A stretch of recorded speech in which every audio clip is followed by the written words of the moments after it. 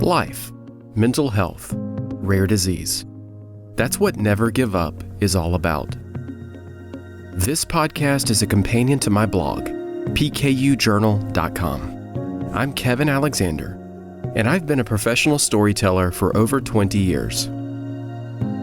I'm also an adult living with the rare disease phenylketonuria, or PKU. Since 2012, I've been traveling the world advocating for PKU, newborn screening, and rare disease awareness.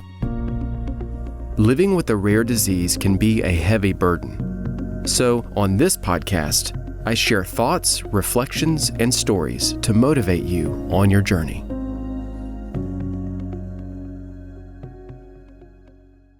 One quick disclaimer.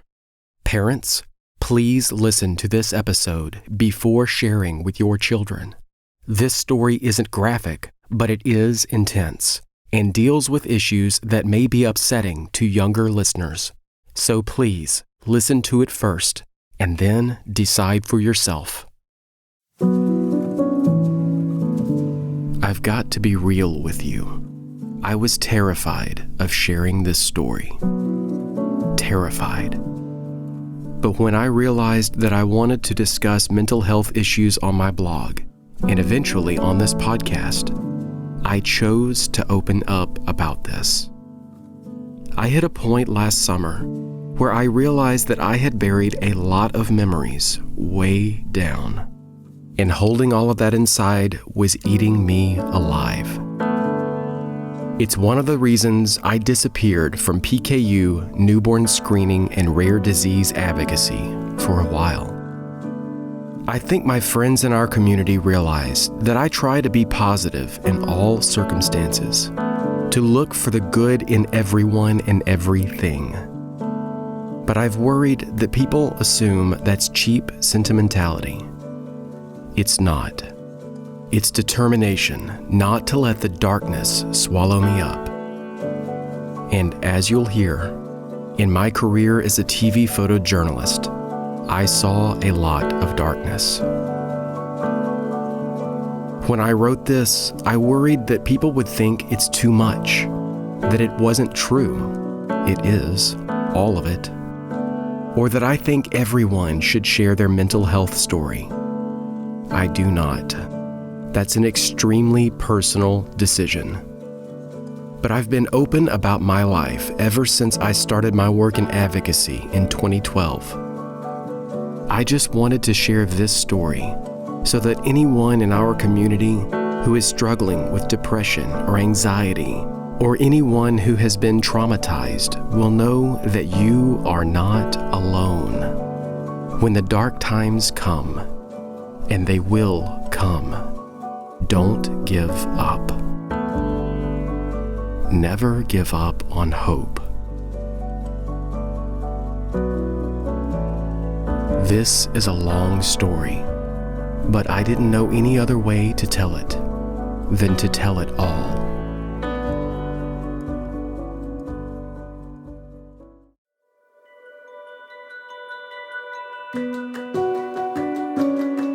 This is a story about hope. Believing in hope, losing hope, and regaining hope. It's about mental health. My mental health. I also happen to have a rare disease known as PKU. I've told my story of living with PKU before, many times. When I produced my short film, My PKU Life, in 2011, I didn't expect it to change my life. It certainly did. For over 10 years, I've traveled the world speaking about my life with PKU, advocating for newborn screening and rare disease awareness, and producing videos about PKU. But I've never told this story. Not completely. I've been afraid of what others would think, and afraid that it would unleash memories that I've tried to bury. But, as I've learned, life has a way of bringing you to the moment you need to be, not where you want to be. There was a lot of discussion about mental health and PKU at the 2022 National PKU Alliance Conference. When you're living with any chronic or rare disorder, it can get overwhelming at times. But we also have things going on in our lives besides just our rare disease.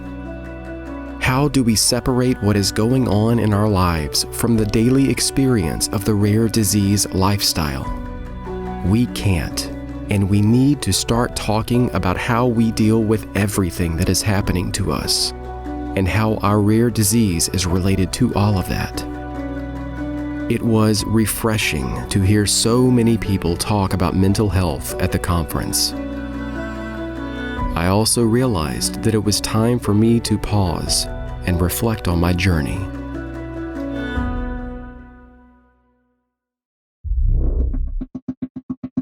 I was a TV photojournalist from 2001 to 2008. It's easy to forget how different the world was 20 years ago. Social media didn't exist. There was no YouTube. You could only get DVDs from Netflix. There was no streaming yet. You had to get your news the old-fashioned way. Read the newspaper, listen to the radio, or watch TV. I never thought I'd work for a TV station. At the time, my plan was clear. I wanted to be a film director. But I met the love of my life. We got married when we were 20, and I needed a job. I was studying broadcast journalism in college. A job opened at our local NBC affiliate, and so I took it. I thought it would be a great way for me to learn how to film and edit. But I didn't think I would stay in journalism long. I also had no idea what I was getting myself into. Although I was young, I had experienced some emotional pain. First, I had PKU. Living with PKU feels like a heavy weight, especially when you're a teenager. Say that to anyone outside of our PKU community, or even the wider rare disease community, and they don't understand. But if you know, you know. The rare disease life is a unique life. But our rare disease isn't the only factor in our lives. It certainly wasn't in mine. I had my first real encounter with how harsh the world can be when I was 18. My future stepsister was murdered. That was in 1998.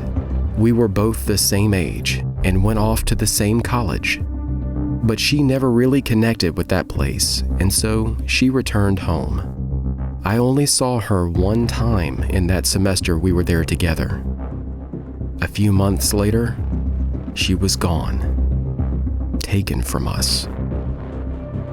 6 months after my wife and I were married, our apartment burned down. Thankfully, we were out of town at the time. Had we been at home, we likely wouldn't have survived. Our smoke detector was malfunctioning, and this happened in the middle of the night. Even if we were awake, we were on the second floor.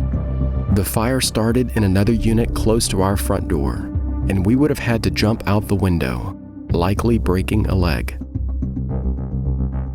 But I know all too well that an overnight fire can be fatal. I remembered these life-altering events years later, when I was covering homicides and fires. Another day at the office for me was someone else's worst day of their life. There are a variety of assignments or beats within journalism.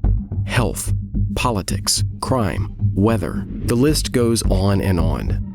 But when you're a TV photojournalist in a medium-sized market, you cover it all. If it's your on-call week, then you're on standby 24/7 in case anything happens overnight. Sometimes you don't get a call all week, and sometimes you're up all night most of the week. Naps become your best friend. It was the best college job I could imagine. While other classmates were working in retail or restaurants, I was out each night chasing breaking news. On slow news days, especially when working nightside, I would jump in the news car, listen to the police and fire scanners, and wait for something to happen. Something always happens. And when it did, I'd try to be there as quickly as possible. I spent a lot of time gathering news by myself, but I would also work with a reporter every day to turn a story. The pressure was intense. Just finish shooting your story and only have 20 minutes to edit? Get it done. Just showed up to breaking news in the satellite truck and only have 10 minutes to set up and go live? Get it done. Never miss your slot. It was a 24/7 adrenaline rush for 7 years, and I loved it.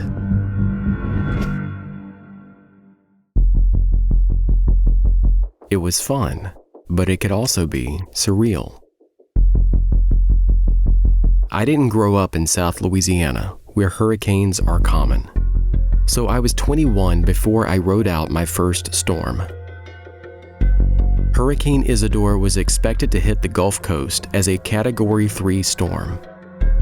70,000 people were evacuated, but by the time it made landfall, it weakened to a tropical depression. We rode it out in Golden Meadow, Louisiana, and the next day, we traveled all across South Louisiana, surveying the damage and turning our story. On February 1st, 2003, I was on my way to work when I got a call from the news director.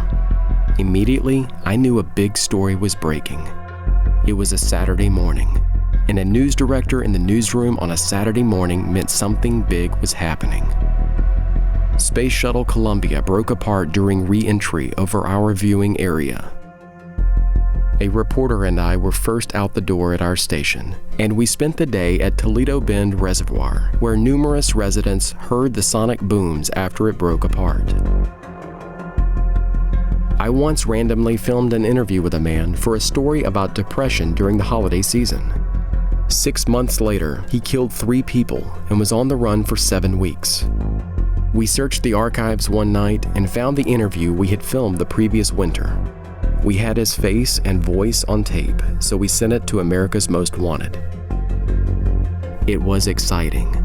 I was still in college, and every single day I was amassing a lifetime's worth of memories. But as time went on, it wore me down. On any given day, anything could happen. There was no normal day. We had to be prepared for anything to happen at any time, no matter what we were doing. MVAs, motor vehicle accidents, house fires, shootings, stabbings, natural disasters, train derailments, plane crashes, dead body discoveries, missing children, boating accidents, prisoner escapes, bank robberies, explosions. Again, a normal day at the office for me was someone else's worst day of their life.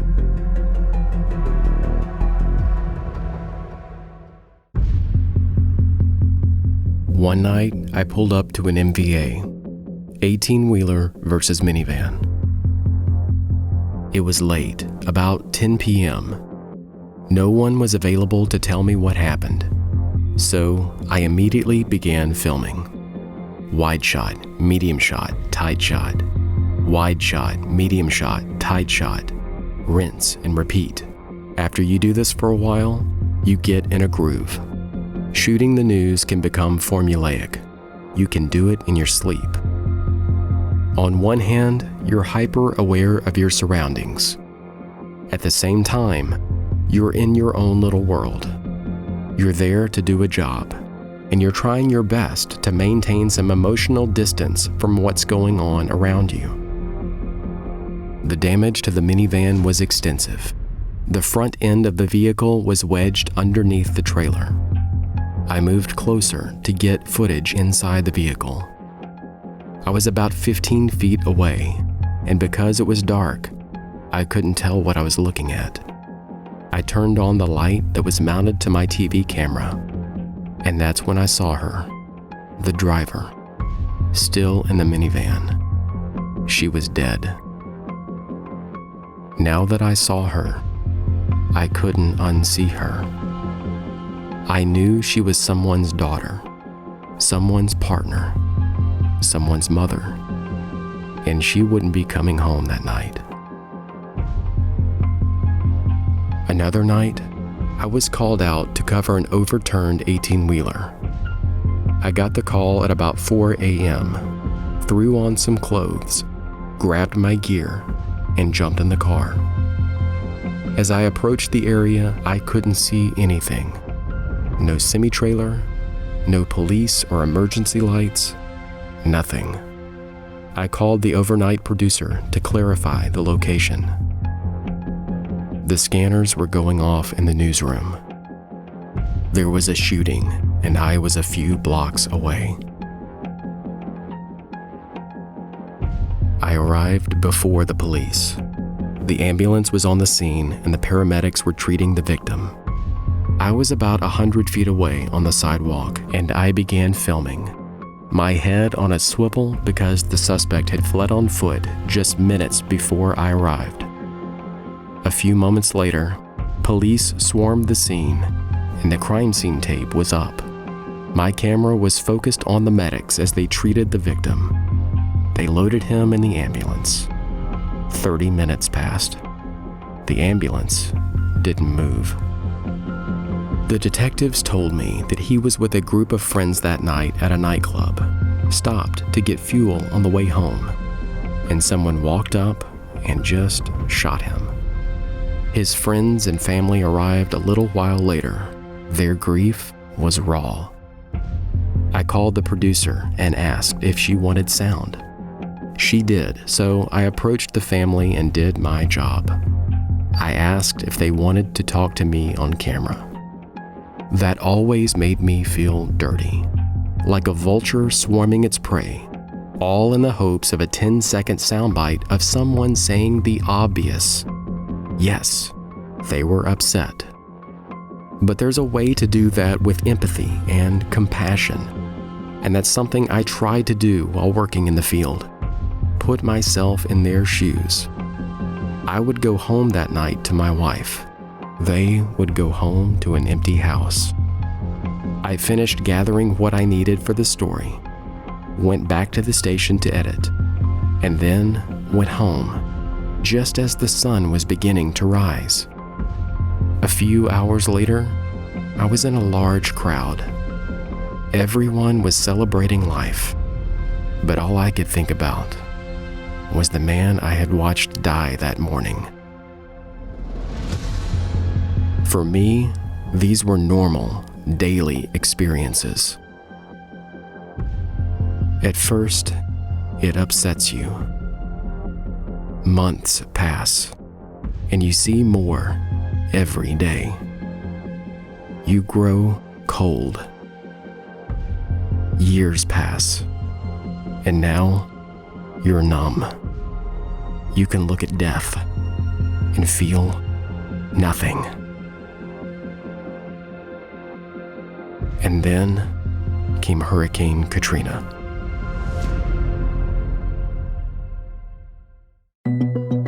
On August 29th, 2005, I stood in the newsroom and watched live as the levees broke in New Orleans.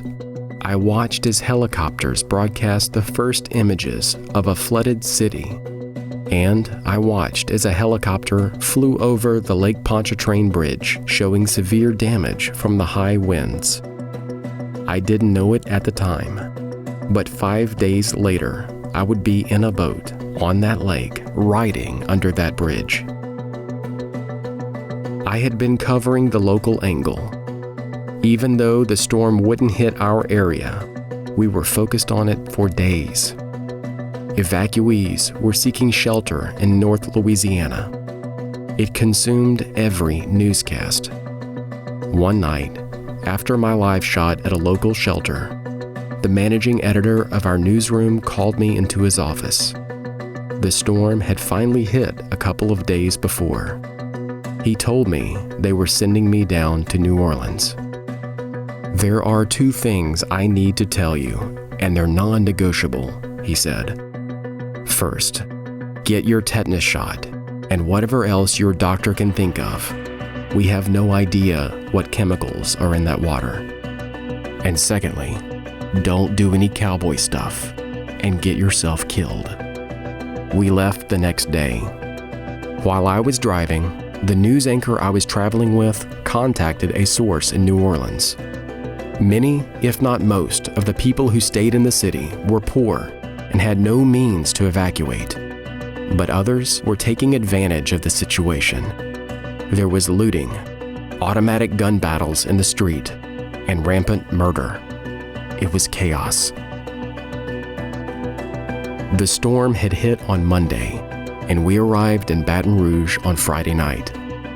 I don't know why, and I don't care, but someone made the decision for us to go to Lake Pontchartrain the next day and survey the residential damage along the coast. I was perfectly happy with that decision. I wasn't eager to go into New Orleans yet.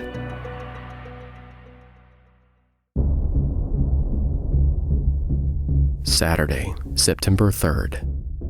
I was with the crew on Lake Pontchartrain. They were conducting search and rescue operations. The day before, all day, they pulled corpses out of the water. On this day, we expected more of the same. We didn't see any death that day, but we saw a lot of destruction. Katrina was my third hurricane, and I had covered tornadoes as well. I had seen destruction, but this was different. It looked like a massive bomb had detonated. Catastrophic is just a word until you see something like this and hear the stories of those who survived. We met a couple who lost everything. As we walked into their home, I turned on my light. Everything was soaked. Mud was caked on the walls, on the ceiling. The water rose to the 3rd level while this couple was trapped inside. The husband said they almost swam out the window. The water receded before that was necessary. They were physically intact, but emotionally and mentally scarred. I don't think I heard the wife utter one intelligible word. She was distraught. Distraught. There's another word that's just a word until you meet someone who's so shaken that she can't speak.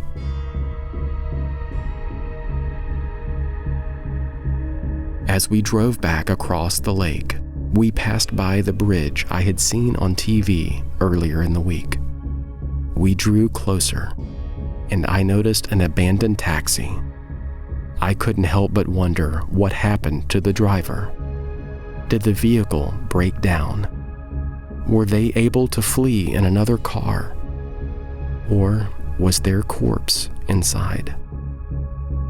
I thought about it for a few minutes, but then I remembered that we had to get the story on the air. And so we went back to the satellite truck, and I went back to work. That was the first day of our coverage of the aftermath of Hurricane Katrina. We were there for a few more days.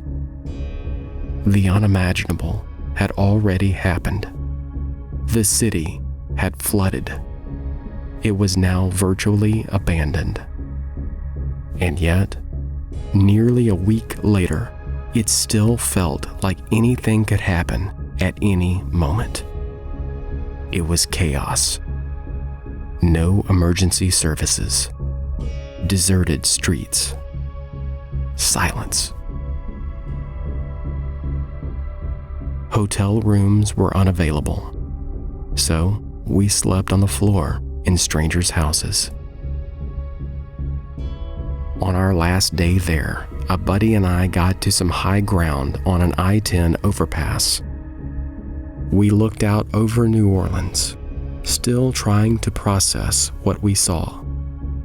A fire burned somewhere in the distance. No firefighters, so it just burned. helicopters filled the skies, searching for remaining survivors. The water was still high in parts of the city, but it was receding. It was an empty, mostly abandoned city. Some experiences in life are so surreal that you know you'll remember them forever.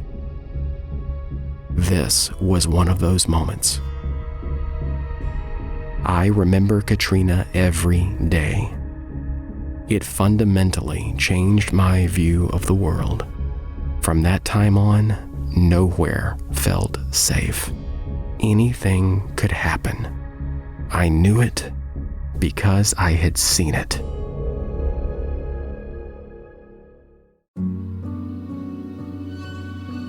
I stayed at the TV station for a few more years, but by early 2008, I was exhausted. My on-call schedule of being available 24/7 for an entire week out of the month, it was wearing me down. And I was also a satellite truck operator, one of two at the station at that time, besides the broadcast engineer who ran the main truck. He was on the road frequently, running uplinks for regional and national broadcasts. That left me and one other photojournalist in town to run the other truck during breaking news. And we were getting calls frequently. I was physically exhausted all of the time. I barely slept. I struggled to maintain good relationships with friends and family. I kept my two worlds separate. When I was at work, I felt like I could do anything, see anything, endure anything. But away from work, I struggled to fit in. Life in the field made sense to me. The typical, picturesque, suburban American life I was born into, it seemed foreign now. And on top of all of that, I had a rare disease. This was before I was put on newer medication for PKU, and my low-protein diet was much more restrictive, and I struggled to follow it like I should. I tried, but it was extremely hard to follow when you could never plan for anything. When I left for work each day, I didn't know if I would come home at a normal time or be stuck on the side of the road somewhere at a hostage situation. If I had planned properly, I could have had my medical foods and drinks with me at all times. But I was depressed. I was just trying to make it through each day. It compounded the isolation. I decided to leave the business and go into corporate video production. It seemed like a career where I could sleep through the night without getting phone calls, take a relaxing lunch break every day, and be home by 5:30, consistently. My last assignment was back in New Orleans for the LSU National Championship in 2008. I ran satellite uplinks for live shots on Canal Street. The next day, I drove back to town and turned in my gear. The following day, I was at the new job. I was back in the real world. I had the first desk job of my life, and for a long time, I enjoyed a typical suburban, sheltered life.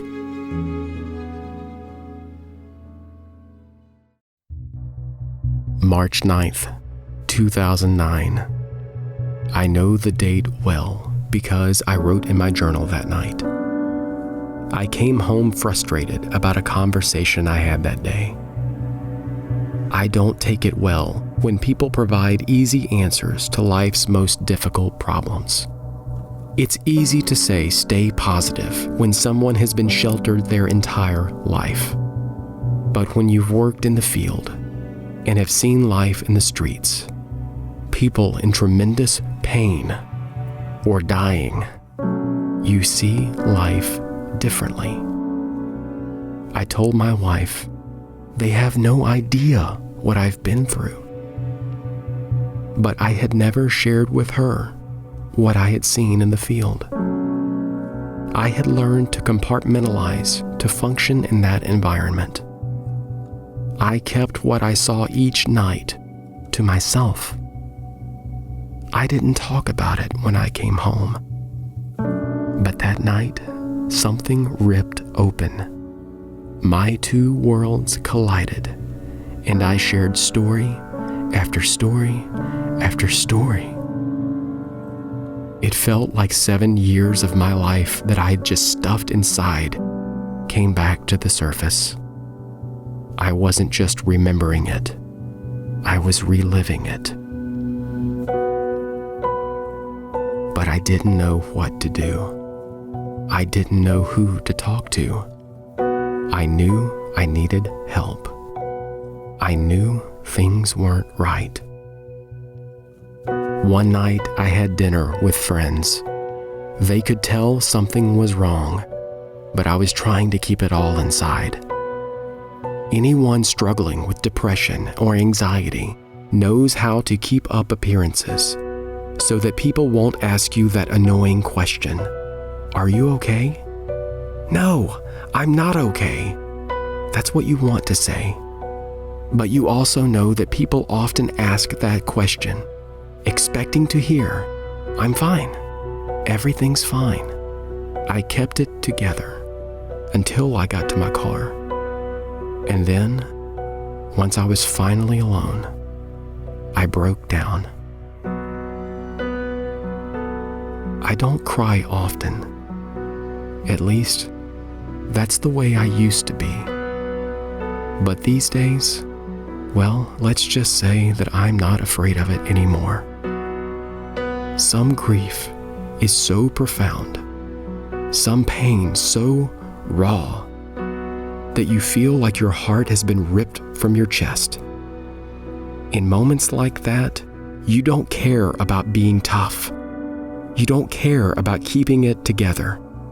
Everything else in your world disappears, and you are alone with your pain and your grief. And you can't stop the tears, no matter how hard you try. I had filmed people, countless people, in the worst grief of their lives, and felt nothing at the time. Now, I was experiencing it myself. I cried hard. Images were flashing through my mind on endless repeat.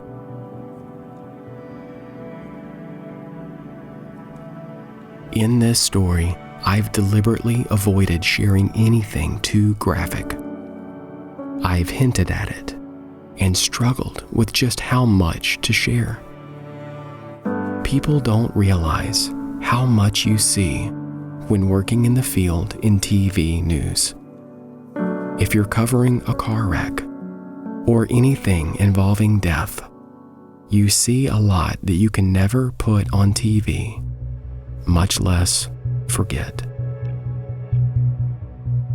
That night in the car, while I was breaking down, it just came out. How could I?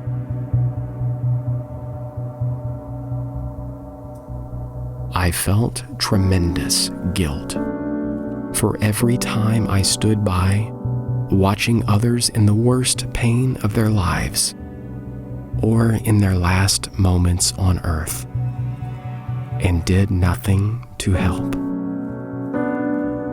For every time I approached a family in trauma, and like a shallow opportunist, asked if they wanted to be on TV. For allowing myself to become so cold, calloused, and caustic. But it wasn't just guilt that I was feeling. I was experiencing anxiety and depression. I wasn't just hyperactive. I was hyper-vigilant, always on guard, because nowhere felt safe. I was spinning out of control.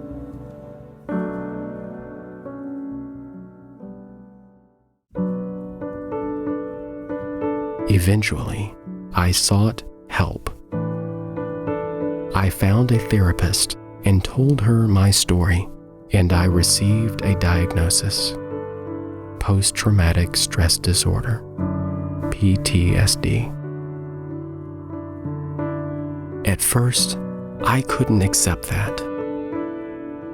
I thought that PTSD was what people in combat experienced, or first responders, but not journalists. But I couldn't deny that the symptoms fit. I had experienced extended exposure to traumatic events. I was having nightmares, flashbacks. My mood was significantly altered. I was exhibiting avoidance behaviors. I was hyper-vigilant. Around this time, I discovered the work of a journalist named Mike Walter. Mike had witnessed the plane hit the Pentagon on 9/11. He had recently produced a documentary called Breaking News, Breaking Down. When I watched it, I finally felt like I wasn't alone.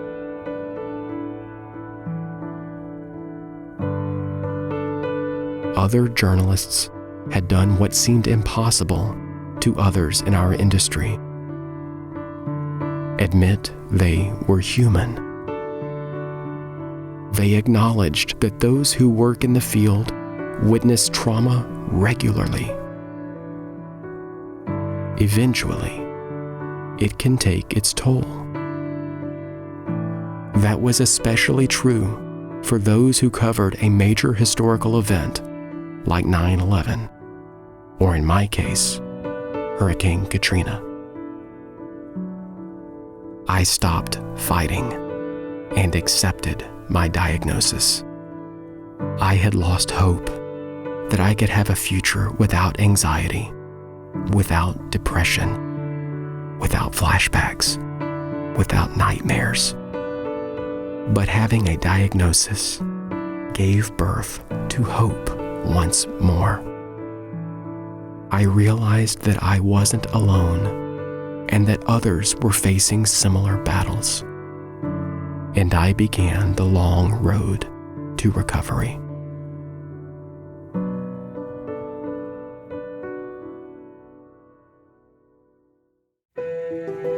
About 2 years later, one night in November 2011, I turned on my camera and shared my story about living with PKU. I didn't know if anyone would ever see it. I just wanted to tell a story about PKU, to use my skills for a cause I believed in. It was an expression of hope. I had spent so much of my life feeling like I wasn't guaranteed a future. I knew that every moment was fleeting, that anything could happen at any time. Before I began my recovery process, I felt that any action to try to make the world a better place was futile. When all you see is trauma, day after day after day, pretty soon that's all you can see. But my recovery was beginning to show me that yes, bad things happen to good people, and one day it may happen to me. But until then, it's okay to live my life. It's okay to believe in something. It's okay to look forward to a bright future. So that's what was in my mind when I produced my film, My PKU Life. And my life changed. The following years were a blur. I started traveling and speaking about PKU and why newborn screening is so essential. I went to Finland, Brazil, Australia, Germany, and all over the US. I spoke on Capitol Hill for the 50th anniversary of newborn screening in the United States. I threw myself into PKU, newborn screening, and rare disease advocacy because I had something to believe in. I had witnessed the worst happen to other people daily for several years. I couldn't help them. I felt powerless. But now, I could finally do something to help others. My actions mattered. If I overcame my fear and used my voice to speak on behalf of others affected by PKU and other rare diseases, I could make a difference. Advocacy was my way back from despair. But best of all, I became friends with others affected by PKU on social media. No one else knew about the battles I was facing daily to maintain hope. But their hope and their passion inspired me to keep going.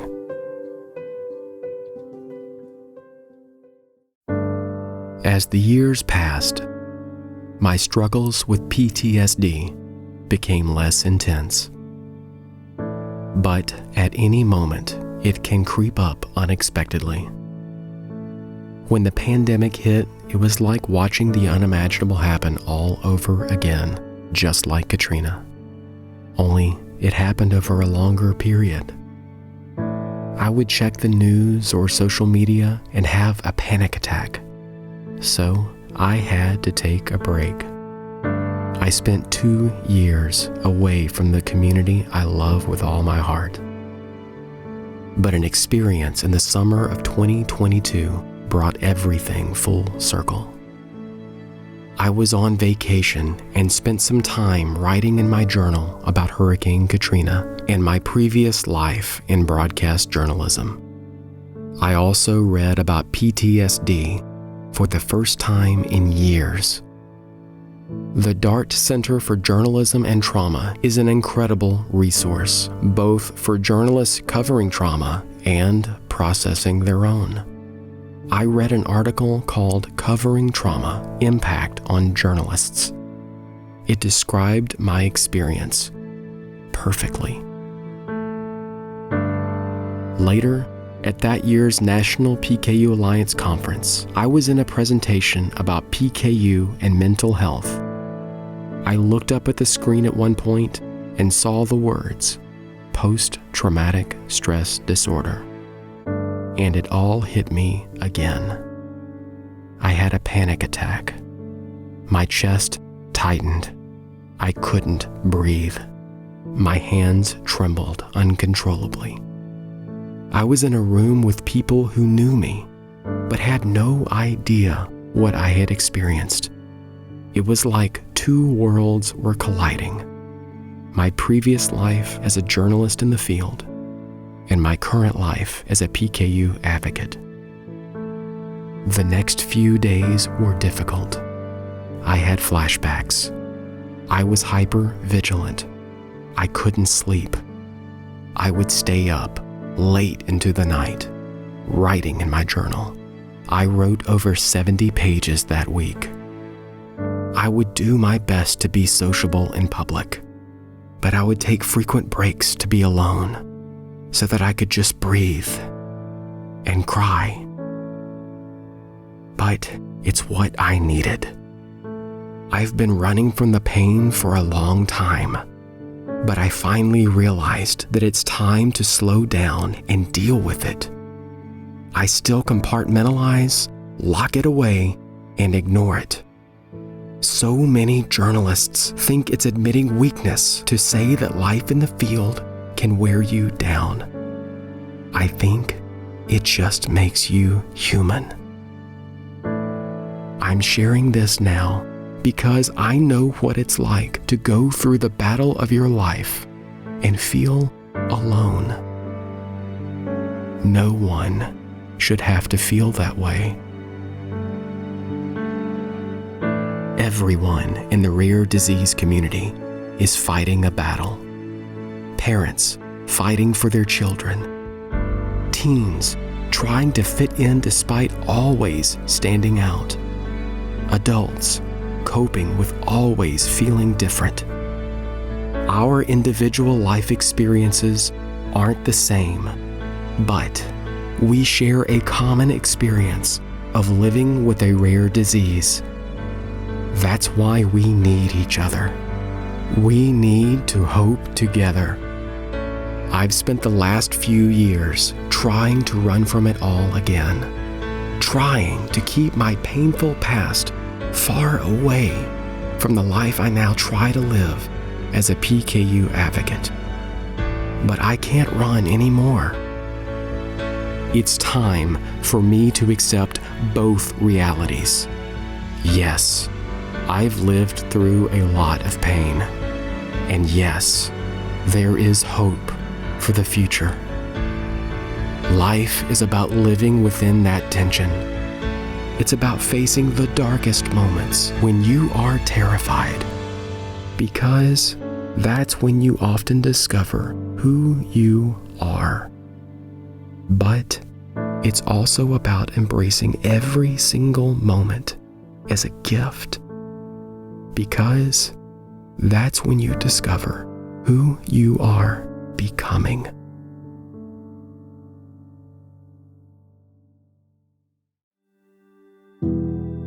I wrote that story last summer in the weeks leading up to the 17th anniversary of Hurricane Katrina. That event really was a pivotal moment for me. One of those dividing lines in life when you know life was different before and it will never be the same after. And so, each year, for about a month or so before August 29th, I shut down.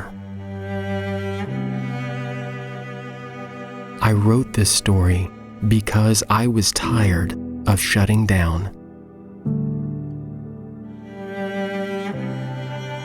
I was tired of shutting people out. I wanted my life back. We all have our moments when life gets tough.